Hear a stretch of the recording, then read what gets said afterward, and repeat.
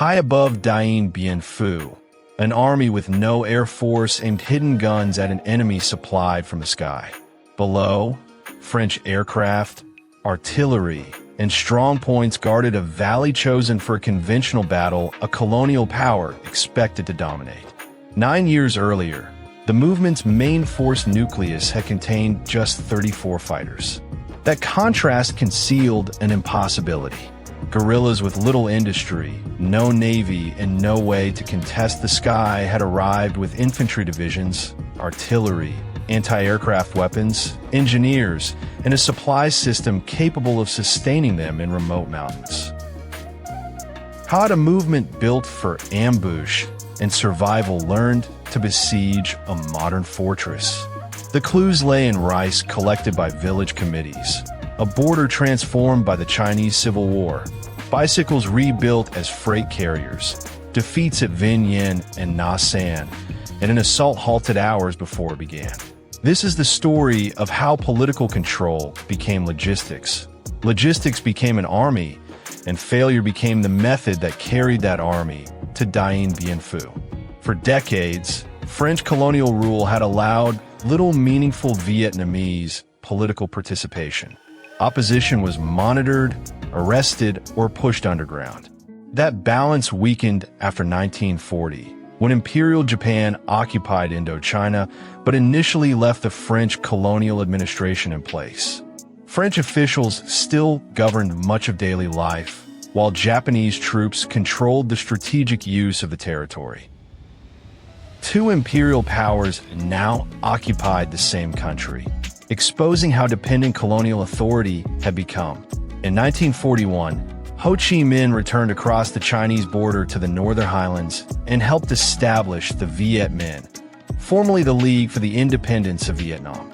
It was a broad independence front under decisive communist leadership, not a synonym for every Vietnamese nationalist movement. Its first priority was not to raise a large conventional army. It was to build political survival. Local committees, couriers, intelligence networks, propaganda teams, safe areas, and relationships with communities that could hide cadres from the authorities. Armed force developed as an extension of that political work. In December 1944, Nguyen Giap organized the Vietnam Propaganda Liberation Army Team in Chao Bang. It had 34 members and a mixed collection of weapons. Those 34 were a founding nucleus of the future main force, not the total number of armed Viet Minh personnel scattered across the country. The unit's name revealed its purpose. It was expected to fight, but also to persuade, recruit, and demonstrate that colonial power could be challenged. Its first attacks at Phi Cot and Nha Nan used surprise to seize posts and capture weapons. The military gains were small. The political message was much larger. Successful action could bring rifles, recruits, and credibility at the same time. Then the wider imperial structure collapsed. In March 1945, Japan overthrew and disarmed the French colonial apparatus. 5 months later, Japan surrendered. The Viet Minh used the resulting power vacuum to seize public offices and mobilize demonstrations during the August Revolution. Ho Chi Minh proclaimed the Democratic Republic of Vietnam in Hanoi in September. This was a political seizure of opportunity, not a nationwide conventional defeat of the Japanese army. It also did not settle who would govern Vietnam. Chinese nationalist troops entered the north to accept the Japanese surrender, while British forces entered the south and helped create the conditions for French troops to return. Vietnamese nationalists competed with one another, and France attempted to restore its authority. Negotiations failed to reconcile French imperial interests with the DRV's demand for meaningful independence. Violence in Haiphong and Hanoi escalated into general war at the end of 1946. The French possessed professional troops, artillery, armor, aircraft, ships, motor transport, and access to imperial resources. Their forces were not simply an army of metropolitan Frenchmen. They included Foreign Legion units, North and West African soldiers, Vietnamese auxiliaries, and, later, the army associated with the French-backed state of Vietnam. The DRV could not match that power in a direct contest for the cities. Behind barricaded streets in Hanoi, resistance bought time. While the fighting held French forces inside the city, leaders, records, workshops, communications equipment, and personnel moved toward rural bases. Buildings and territory were surrendered so the organization of a new state could survive. This was not a defense designed to hold the capital. It was a withdrawal designed to keep the war alive. In the northern highlands of the Viet back, that organization began turning political authority into material power. Resistance committees coordinated recruitment, food procurement, communications, local security, and basic administration. Literacy and political education helped spread a national story of the war. Rent reduction and other land policies sought peasant support, although policy would become more radical and coercive as the conflict continued. Rice mattered as much as rifles. Collected through local taxes and procurement, it moved from thousands of households into scattered depots that could feed full-time troops. Couriers and lookouts reported French movement. Labor teams repaired trails, carried ammunition, and shifted supplies before enemy columns arrived. The network was uneven, and participation was not always voluntary. Nationalist commitment existed beside taxation, requisition, discipline, surveillance, and pressure.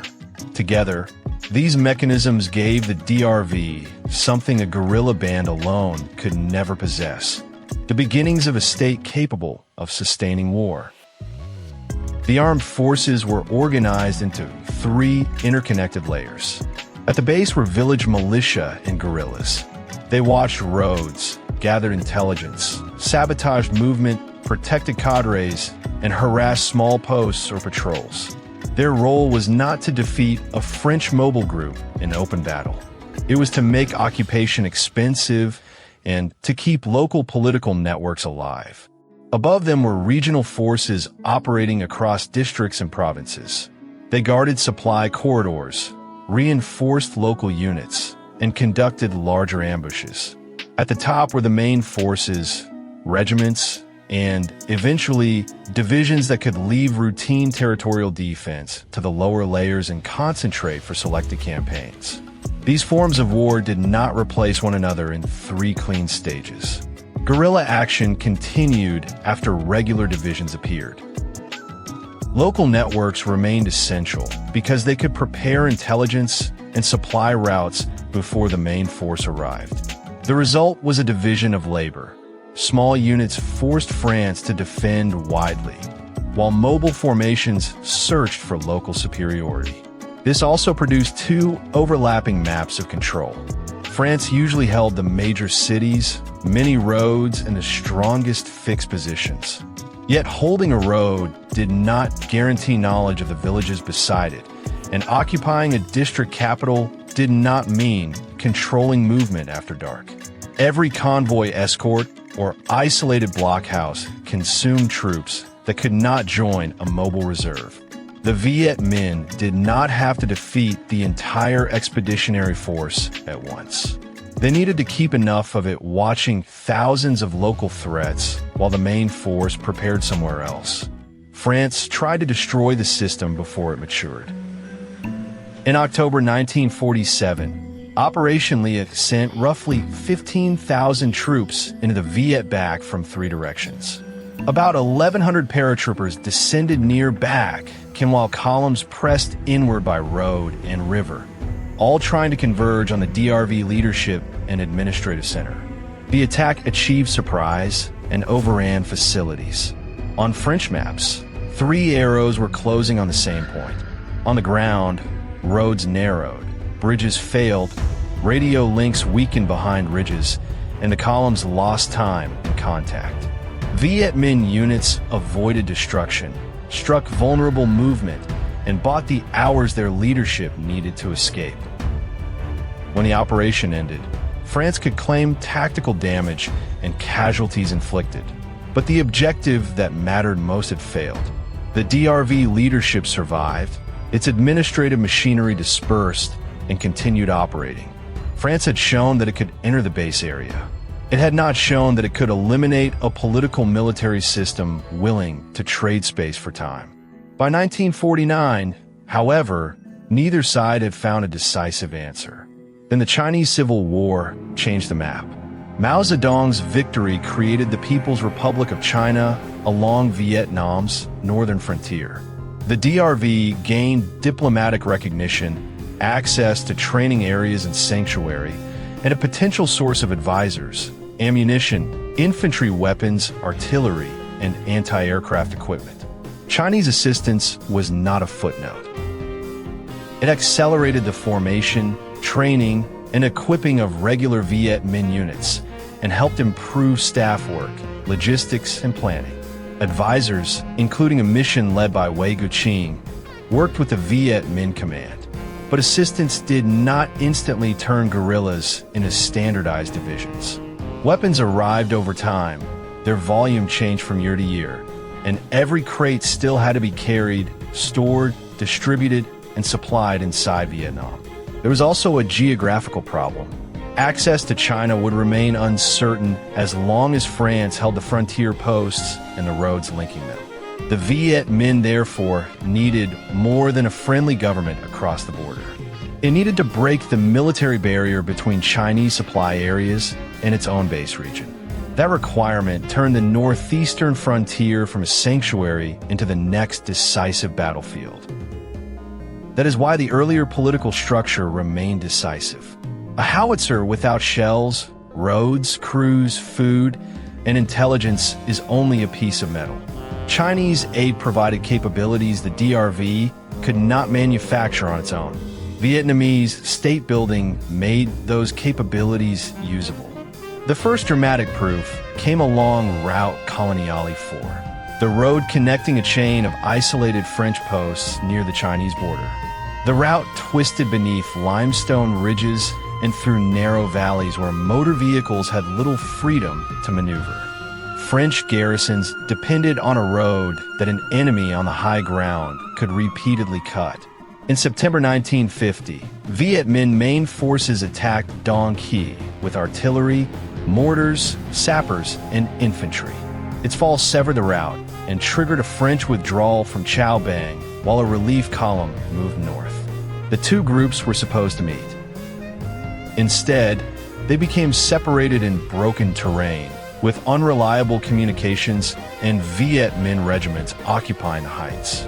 Once the columns became separated, the road stopped being an escape route and became a chain of isolated fights. The operation disintegrated into encirclements and ambushes among the limestone ravines. Thousands of French Union troops were killed, wounded, or captured. Weapons, radios, vehicles, and other equipment were abandoned. France evacuated much of the frontier position, while the Viet Minh secured a wider connection to China. This was no longer only hit-and-run warfare. The Viet Minh had used main force units, artillery, staff planning, and terrain to destroy columns of professional troops. Yet success produced a dangerous temptation. If the new army could win in the mountains, perhaps it was ready to break the French perimeter around the Red River Delta. In early 1951, Viet Minh divisions attacked around Vinh, Mao Qui, and the Day River. The mountains had hidden movement. The open approaches of the Red River Delta did not. French commanders concentrated mobile reserves, artillery, and aircraft against formations that had fewer places to disappear. American-supplied material, including napalm, strengthened a firepower system the Viet Minh could not yet suppress. The offensives failed with severe losses. Motivation and numerical concentration could not compensate for exposed approaches, weak fire support, and inadequate protection from air attack. Regular formations also consumed far more ammunition, food, medicine, and transport than guerrilla units. The Viet Minh had learned how to create divisions. It had not yet mastered where and how those divisions should fight. The war was also becoming internationalized. By early 1953, The United States had sent the French more than 150,000 tons of equipment, including vehicles, artillery, small arms, radios, and aircraft. Chinese aid strengthened the Viet Minh, while American aid preserved French advantages in aviation, firepower, and mobility. A colonial war was being absorbed into the Cold War. After the Delta failures, Viet Minh's strategy increasingly sought to stretch those French advantages across difficult terrain. The struggle for Hoa Binh in late 1951 and early 1952 became less a simple assault on one position than a contest over roads, river routes, convoys, and reinforcement. Viet Minh forces attacked the lines supporting the French concentration, while guerrilla pressure continued elsewhere. France eventually withdrew from Hoa Binh. The campaign showed that an isolated position could become a liability if the system feeding it was forced to fight continuously. Hoa Binh did not erase the losses of 1951, and it did not prove that every remote garrison was doomed. It demonstrated a more useful principle. A position could be strong at its perimeter, yet strategically expensive beyond it. If French mobile groups had to clear the same road repeatedly, if bridges and river traffic required constant protection, and if Viet Minh units could choose among several threatened sectors, technology alone could not guarantee freedom of action. The lesson was to attack the network around a fortress, not merely the bunkers inside it. The next lesson was harsher. In late 1952, French forces established an air-supplied, fortified camp at Nha San. Strong points protected one another around the central airstrip. Artillery, mines, wire, reserves, and aircraft created what the French called a hedgehog. Viet Minh assaults captured some positions but failed to break the system.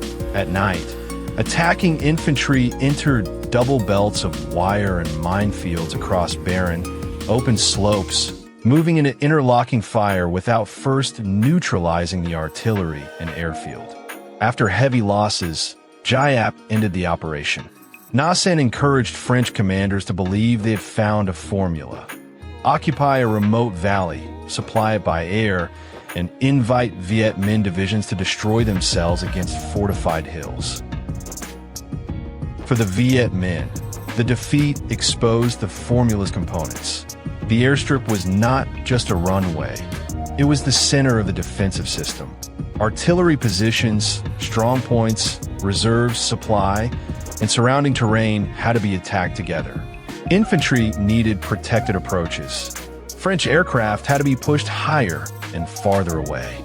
The next fortress could not be taken by impatience. During 1953, both sides tried to impose a wider strategic problem on the other. General Henri Navarre sought to rebuild French mobile strength and protect Laos. Viet Minh operations threatened multiple regions, forcing France to choose where to concentrate. In November, Operation Castor placed airborne troops at Dien Bien Phu, a remote valley near routes into Laos. The French logic was not irrational. An airland base could interfere with Viet Minh movement, support allied local forces, and present a target that French artillery and aviation might dominate. But Dien Bien Phu was more distant than Nha San, surrounded by higher ground, and dependent on an air bridge once land access was lost. France possessed much greater total technological power in Indochina. The question was how much of that power could be sustained inside one valley. The Viet Minh answered by concentrating a system rather than a single weapon. 3 full infantry divisions, artillery, and engineer formations from the 351st Heavy Division, and additional units moved toward the battlefield. Some soldiers marched hundreds of kilometers. Behind them came trucks where roads allowed, pack animals, civilian labor teams, and reinforced bicycles pushed along narrow tracks. The bicycle became a symbol because it multiplied what one porter could move without fuel or a wide road. Heavily modified frames could carry several times the load a person could bear on the back. But bicycles were only one part of a network of hidden depots, road crews, local procurement, night movement, camouflage, and relay stations. The campaign required the coordination of tens of thousands of people far beyond the infantry divisions. Commitment was real, but mobilization was not a romantic procession in which every civilian volunteered freely. The DRV used political authority, labor obligations, taxation, requisition, discipline, and, at times, coercion. This capacity imposed hardship on the population. It was also precisely what allowed a poor state to concentrate food, ammunition, engineering labor, and medical support at a remote front. At night, artillery crews and labor teams hauled guns along hand-cut tracks with ropes and winches. Engineers carved protected positions into the surrounding hills and concealed them from aerial observation. Chinese-supplied, Soviet-designed 37mm anti-aircraft guns were distributed around the approaches, supported by heavy machine guns. The Viet Minh could not match France in the sky. It could make every flight into the valley more dangerous and every drop less accurate. The original battle plan called for a rapid assault in January 1954.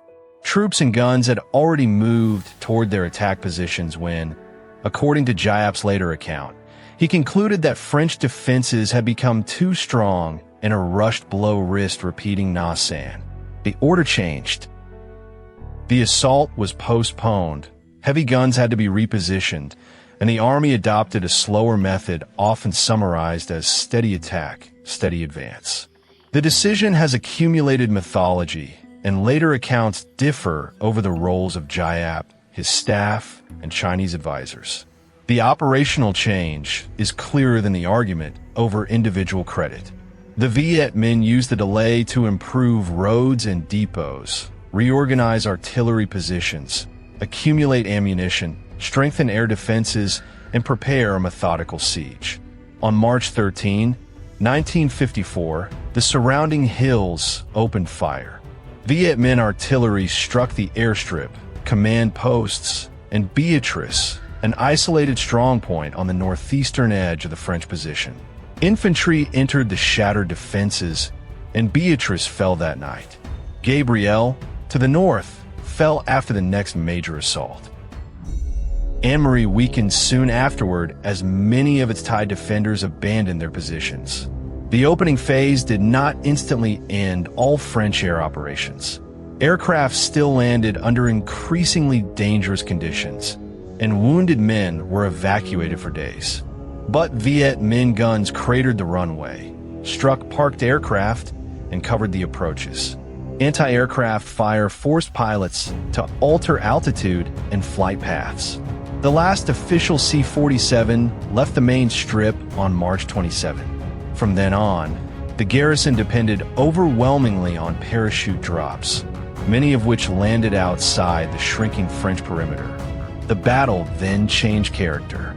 Night after night, Viet Minh troops extended approach trenches, communications trenches, and firing positions across the valley floor.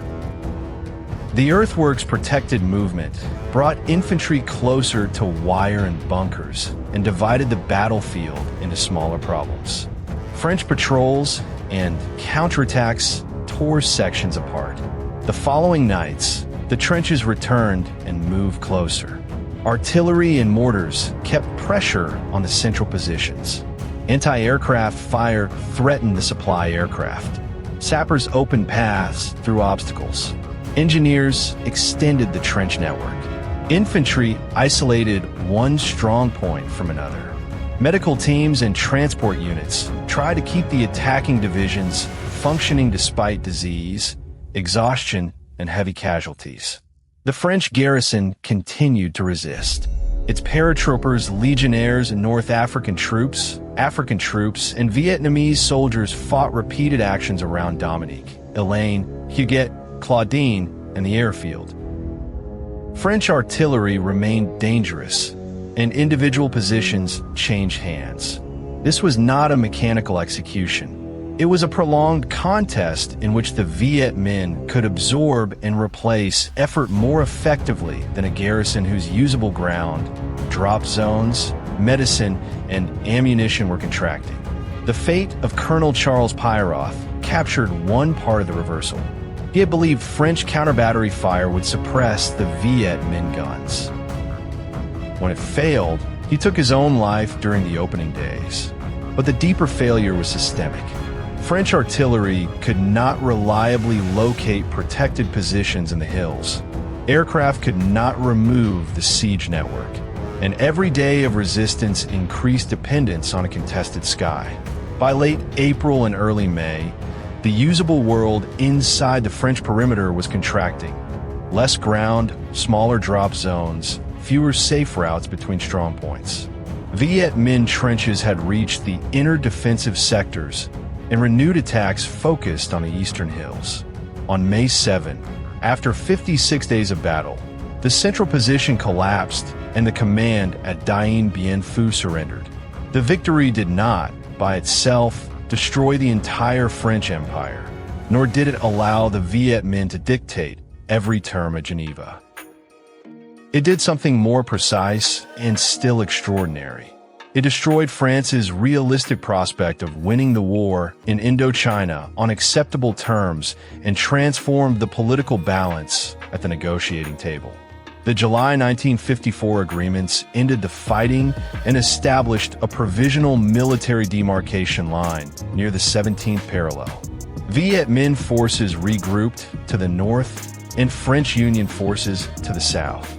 The line was not defined as a permanent political border. The settlement required withdrawal and regroupment, but it did not resolve the competing Vietnamese states or guarantee the national elections envisioned for the future. The Colonial War ended. The political struggle over Vietnam did not. That unfinished outcome matters because it prevents Dien Bien Phu from becoming a simple legend. The Viet Minh had not won every objective, and its system demanded enormous sacrifice from soldiers and civilians. Chinese assistance had been essential to the army's modernization. French forces had been sustained by massive American support. The battlefield was both a war of national liberation and part of an emerging international conflict. Yet the transformation remains remarkable. In 1944, the Viet Minh's regular nucleus was measured in dozens. By 1954, it could coordinate infantry divisions, artillery, engineers, anti-aircraft weapons, intelligence, medicine, and a nationwide supply effort against a fortified French position. The artillery hidden above Dien Bien Phu was only the visible tip.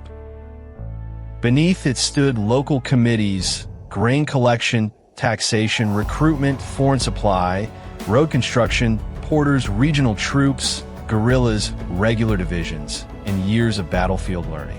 France entered the valley expecting to trap a guerrilla movement.